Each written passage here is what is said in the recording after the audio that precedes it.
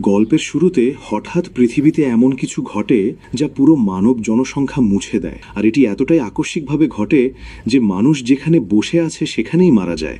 কিন্তু আমেরিকার এক ছোট্ট শহরে আমি বেঁচে থাকি। আমি অনুভব করতে শুরু করি যে এখন আমি পৃথিবীর শেষ মানুষ। এই নিঃসঙ্গতার মধ্যেও আমি আমার জীবনের জন্য এক শান্ত রুটিন তৈরি করি। আমি সেই একই লাইব্রেরিতে থাকি যেখানে আগে কাজ করতাম, আর আজও আমি বইয়ের সম্পূর্ণ যত্ন নিই, সেগুলি সঠিকভাবে সাজিয়ে রাখি যাতে কোনো ক্ষতি না হয়। খাবারের জন্যে আমি সুপারমার্কেট থেকে সরবরাহ আনি, আর মাছও ধরতে শুরু করেছি, কারণ মানুষ এবং প্রাণীরা সবাই বিলুপ্ত হয়ে গেছে, কিন্তু মাছ এখনও বেঁচে আছে, আর তারাই আমাকে বাঁচিয়ে রাখে। শহরের বাড়ি পরিষ্কার করার জন্য আমি এক সম্পূর্ণ পদ্ধতি বানিয়েছি। প্রতিদিন আমি একটি বাড়ি বেছে নিই আর মুখ ঢেকে ভেতরে ঢুকি যাতে কোনো ময়লা বা রোগ এড়াতে পারি। ব্যাটারি বা আমার ট্রাকের পেট্রোলের মতো দরকারি জিনিস যা পাই সব সংগ্রহ করি, আর বাড়িতে পাওয়া সমস্ত বই আমার লাইব্রেরিতে নিয়ে আসি। কোথাও মৃতদেহ পেলে নিজের চাদরে জড়িয়ে খননকারী যন্ত্র দিয়ে কবর দিই। কাজ শেষ করে সেই বাড়ির সামনে একটা এক্স চিহ্ন দিই, আর আমার মানচিত্রেও মার্ক করি যাতে আবার সেখানে ফিরতে না হয়। এক রাত যথারীতি একটা পুরনো সিনেমা দেখে ঘুমাতে গেলাম। হঠাৎ বাইরের জোর বিস্ফোরণের শব্দে চমকে উঠলাম। বাইরে তাকাতেই আকাশে পটকা ফুটছে। সেই মুহূর্তেই আমি বুঝলাম হয়তো পৃথিবীতে আমার বাইরেও কেউ বেঁচে আছে। পরের সকালে ঘটনা তদন্ত করতে শহরের দিকে গেলাম। সেখানে পেলাম ধাক্কা লাগা এক গাড়ি। গাড়ি চালানো মেয়েটি গ্রেস অ্যালকোহল খেয়ে অজ্ঞান হয়ে পড়ে আছে। গাড়ির ভেতর দেখে বুঝলাম তিনিই পটকা ফুটিয়েছেন, আর তার কাছে একটা বন্দুকও আছে। কিছুক্ষণ পর গ্রেস এক অচেনা বাড়িতে মাথায় পট্টি বাঁধা অবস্থায় জ্ঞান ফিরে পায়। বমি করে সে দরজা খুলতে যায়, কিন্তু দরজা বন্ধ। আমি বাইরে দাঁড়িয়ে তাকে জিজ্ঞেস করি। গ্রেস বলে সে আর কোনো মানুষ দেখেনি, আর কিভাবে বেঁচে গেছে সেটাও নিজে জানে না। তার কথা শুনে আমার নিজের অভিজ্ঞতাও মনে পড়ে যায়। আমার বেলাতেও যেন একই রকম ঘটেছে। সে আরও বলে বন্দুকটা রাস্তায় পেয়ে শুধু নিরাপত্তার জন্য রেখেছিল। আমি গ্রেসকে সেখানে রাখতে চাইনি, তাই তার জন্য একটা গাড়ি প্রস্তুত করেছিলাম। তাকে বললাম সে যদি 100 পর্যন্ত গুনে তারপর বেরোবার প্রতিশ্রুতি দেয় তবেই আমি দরজা খুলব। কিন্তু গ্রেস প্রতিশ্রুতি ভেঙে সঙ্গে সঙ্গেই দরজা খুলে দিল। আমি আতঙ্কিত হয়ে বাড়ি থেকে ছুটে বের হলাম। তাকে গাড়ির চাবি দিয়ে সেখানেই রেখে চলে এলাম। সে বারবার বলতে লাগলো সে একা যেতে চায় না, সেখানেই থাকতে চায়। কিন্তু গ্রেস হাল ছাড়ল না। সে আমাকে বলতে লাগলো সে আমাকে পরিষ্কারের কাজে সাহায্য করতে পারে।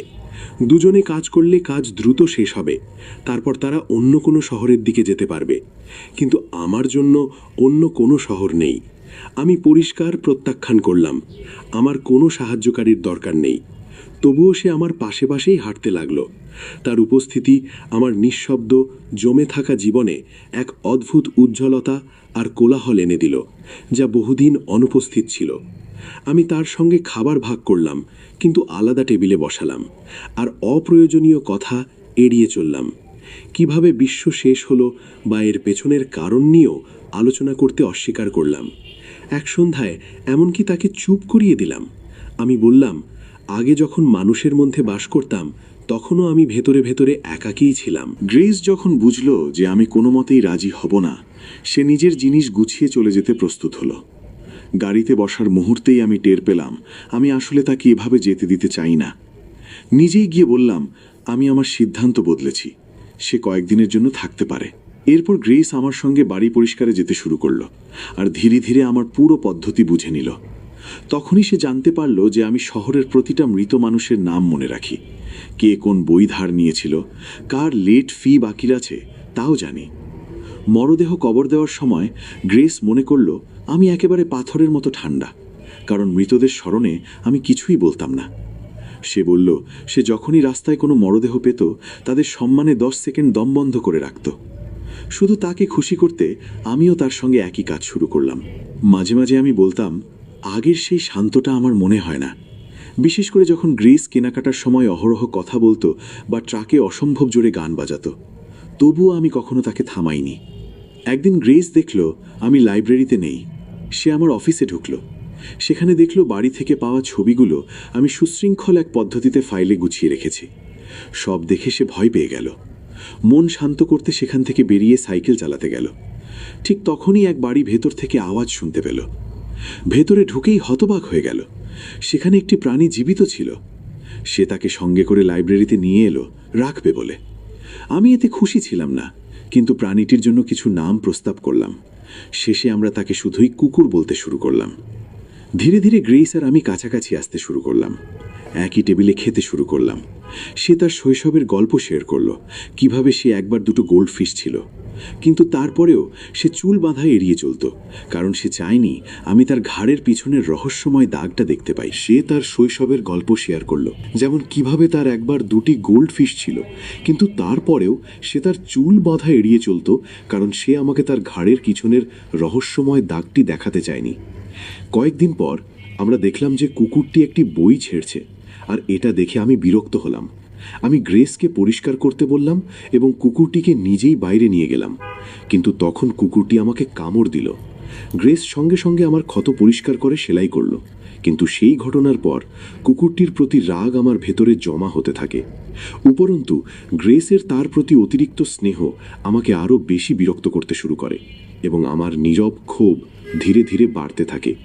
পরের দিন সকালে যখন গ্রেস ঘুম থেকে উঠল, কুকুরটি নিখোঁজ ছিল এবং সে বুঝতে পারল না যে এটি কিভাবে ঘটল, কারণ সে তাকে বেঁধে রেখেছিল। যখন আমরা সারা শহর খুঁজলাম, আমি শেষে স্বীকার করলাম যে আমি তাকে প্রস্রাব করতে দিতে খুলে দিয়েছিলাম। আমার কথাগুলো পরিষ্কারভাবেই একটি অজুহাত শোনাচ্ছিল এবং গ্রেস সঙ্গে সঙ্গে বুঝে গেল যে আমি ইচ্ছাকৃতভাবে কুকুরটিকে পালিয়ে যেতে দিয়েছি। সে ক্ষিপ্ত হয়ে উঠল এবং যখন আমরা লাইব্রেরিতে ফিরলাম, সে অ্যালকোহল খেল এবং আমার সমস্ত ফটো ফাইল ছুঁড়ে ফেলে দিল। গ্রেস আমাকে অভিযুক্ত করল যে আমি মানুষকে মানুষ হিসেবে নয়, বস্তু হিসেবে দেখি, আর এই বিপর্যয়ে সে সব কিছু হারিয়েছে। এইসব শুনে আমি ভেঙে পড়লাম এবং গভীর অপরাধ বোধ নিয়ে ঘুমাতে গেলাম। পরের দিন ক্ষমা প্রার্থনা হিসেবে আমি তাকে আমার গোপন গ্রিন হাউস দেখালাম এবং গাছগুলির যত্ন নেবার অনুমতি দিলাম। তার পাশাপাশি তাকে একা বাড়ি পরিষ্কার করার অনুমতি দিলাম। এখন আমরা দুজনেই সমানভাবে কাজ শুরু করলাম এবং গ্রেসও রান্নায় আমাকে সাহায্য করতে শুরু করলো। তবুও সে এখনও তার ঘাড়ের পিছনের দাগটি আমার কাছ থেকে লুকিয়ে রাখত। একদিন সে একটি বাড়িতে একজোড়া ওয়াকি টকি পেল, যার মাধ্যমে আমরা পরস্পরের সাথে কথা বলতে পারতাম। একদিন গ্রেস এমন একটি বাড়ি পেল যা আমার মানচিত্রে মোটেও চিহ্নিত ছিল না, এবং সে ভিতরে যাওয়ার সাথে সাথেই আমি রেগে গিয়ে সেখানে পৌঁছে পরিষ্কারভাবে তাকে বললাম যে তার সেখানে আসা উচিত নয়। আমি এই বাড়িটি পরিষ্কার করতে চাইনি। এবং তখন গ্রেস বুঝতে পারল যে এটি আমার পুরনো বাড়ি। যখন গ্রেস আমাকে কারণ জিজ্ঞাসা করল, আমি তাকে বললাম যে আমি প্রথম মৃত্যু যা দেখেছি তারা ছিল ছোট স্কুলের বাচ্চারা। শেষ পর্যন্ত আমি ভেঙে পড়লাম এবং গ্রেসের সাহায্যে আমি আমার নিজের বাড়ি পরিষ্কার করতে সম্মত হলাম। একজন অচেনা লাশ কবর দেওয়ার চেয়ে আমার নিজের মাকে কবর দেওয়া অনেক বেশি কঠিন ছিল। আর এবার বিদায় বলার সময় আমি 10 সেকেন্ডেরও বেশি সময় দম বন্ধ করে রেখেছিলাম। এই মুহূর্তটি আমার জন্য সবচেয়ে ভারী ছিল, কারণ প্রথমবারের মতো আমি আমার ব্যথা পুরোপুরি অনুভব করেছি। যখন আমার বাড়ির পরিষ্কারের কাজ শেষ হলো, পরের দিন সকালে যখন আমি চোখ খুললাম, আমি নিজেকে সেই একই বাড়ির বিছানায় পেলাম যেখানে আমি প্রথমবার গ্রেসকে নিয়ে এসেছিলাম। আমার বন্দুকটি তুলে নিলাম, যা সেখানে রাখা ছিল। যখন আমি নিচে গেলাম, আমি হতবাক হয়ে গেলাম গ্রেসকে আরও দুজনের সাথে নাস্তা করতে দেখে। সে তাদের ডাকছিল তার মা এবং বাবা, কিন্তু তার কণ্ঠে কোনো সত্যিকারের প্রত্যয় ছিল না। অদ্ভুতভাবে উচ্ছ্বসিত তারা আমাকে ব্যাখ্যা করতে শুরু করলো যে ক্যালিফোর্নিয়ায় হাজার হাজার মানুষ একত্রিত হয়ে একটি সম্প্রদায় গঠন করে বসবাস করছে। তারা বলেছিল যে আমি এটা কখনোই জানতে পারিনি, কারণ আমি অন্যকে খুঁজতে আমার শহর ছেড়ে কখনো যাইনি। না হলে আমি রাস্তায় তাদের চিহ্ন দেখতে পেতাম। এটা শুনে আমার ভিতর রাগ ভরে উঠল, কারণ গ্রেস আমাকে অনুভব করিয়েছিল যে আমরা পৃথিবীতে শেষ মানুষ। কিছু না শুনে আমি বাড়ি থেকে বেরিয়ে দৌড়ে গেলাম এবং গ্রেস আমাকে অনুসরণ করতে থাকে। ব্যাখ্যা করার চেষ্টা করে যে তারা এরা আসল বাবা মা নয়, বরং দুজন অপরিচিত যাদের সম্প্রদায় তার নতুন বাবা মা হিসেবে বেছে নিয়েছে। সে এও বলতে শুরু করলো যে তারা দুজন স্বামী স্ত্রীও নয় এবং সে মনে করে তারা অদ্ভুত ও পাগল, কিন্তু আমি কোনোটিই পাত্তা দিলাম না। আমি গ্রেসকে সেখানে রেখে লাইব্রেরিতে চলে গেলাম। এদিকে মা গ্রেসকে বলল যে এখন তাকে তাদের সাথে ক্যালিফোর্নিয়ায় যেতে হবে, কারণ সে আর একা থাকতে পারবে না এবং তাদের একটি আসল পরিবার হতে হবে। চলে যাওয়ার আগে প্যাট্রিক লাইব্রেরিতে আমার কাছে এলো এবং আমাকেও আসার আমন্ত্রণ জানালো। বলল যে আমার মতো মানুষদের সেখানে খুব বেশি প্রয়োজন। সে আমাকে বলল যে ডাক্তারদের একটি দল আবিষ্কার করেছে মানুষের মন পরিচালনা ও পরিবর্তন করার নতুন উপায়। কিন্তু আমি এই বিষয়গুলোতে কোনো আগ্রহ পেলাম না।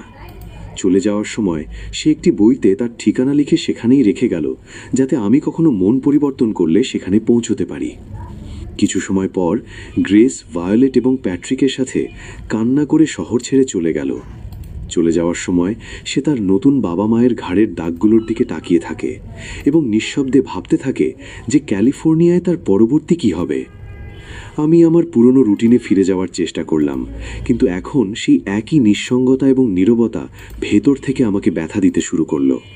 যে নীরবতা একসময় সান্ত্বনা দিত, তা এখন বোঝা হয়ে উঠল এবং রাগে আমি শুরু করলাম আমার পুরনো বাড়ির দিকে জিনিসপত্র ছুঁড়ে মারতে, আমার ব্যথা উপশম করতে। সারা রাত আমি গ্রেসের স্বপ্ন দেখতে থাকি এবং সকাল হওয়ার সাথে সাথে আমি সমস্ত ফটো ফাইল বের করলাম। আমি প্রতিটি মুখের দিকে তাকিয়ে থাকলাম এবং সব কিছু আমার কাছে ফিরে এলো। তাদের নাম, তাদের কাজ, তাদের প্রকৃতি এবং তারা কোন বই পছন্দ করত।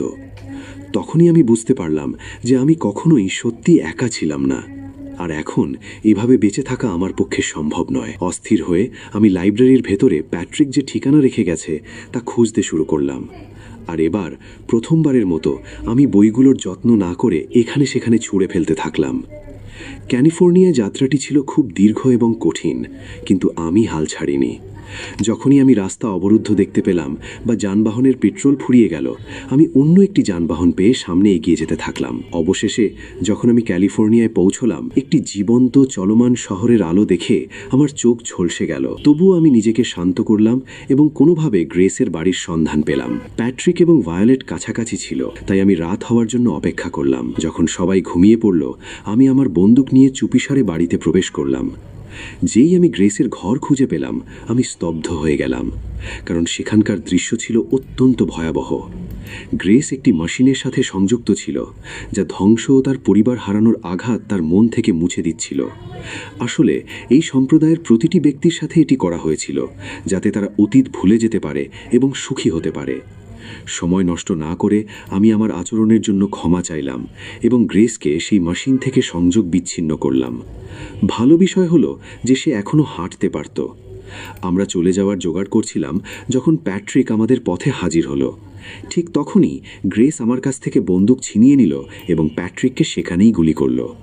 ঠিক সেই মুহূর্তে ভায়োলেট সেখানে পৌঁছল, কিন্তু তার মুখে কোনো রকমের অভিব্যক্তি ছিল না তার।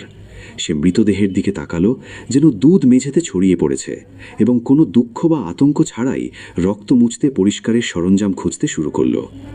তখনই আমি বুঝতে পারলাম যে মেশিনটি তার ভেতর থেকে সমস্ত আবেগ নিষ্কাশন করেছে, আর এই দৃশ্য আমাকে গভীরভাবে নাড়া দিল। গ্রেস নিঃশব্দে তার গোলফিশ তুলে নিল এবং আমার সাথে সেখান থেকে চলে গেল। আমরা যখন সেই স্থান থেকে দূরে সরে গেলাম, আমরা রাস্তায় হেঁটে যাওয়া মানুষগুলিকে উপেক্ষা করলাম, যারা কৃত্রিম সুখে তাদের জীবনযাপন করছিল, যেন তারা কিছুই মনে রাখে না। যখন আমরা রাস্তায় পৌঁছলাম, গ্রেস আমাকে বলল যে প্যাট্রিককে গুলি করার জন্য সে কোনো অনুতাপ বোধ করে না। তার চোখে ভয় ছিল না, ছিল শান্তি।